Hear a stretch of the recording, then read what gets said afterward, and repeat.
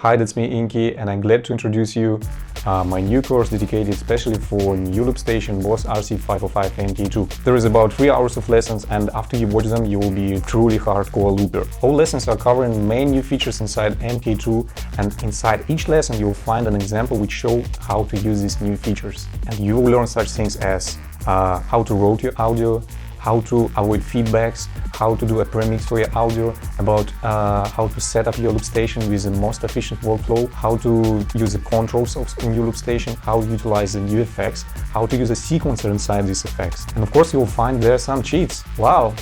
Hope this will improve your skills, and remember, each purchase is very important. It's helping me so much. So if you're watching this on Instagram, go link in bio. If you're watching this on YouTube, go down to description and find the link there. Really easy, my website inkie.link. And there is my shop, you can find it easily. Enjoy!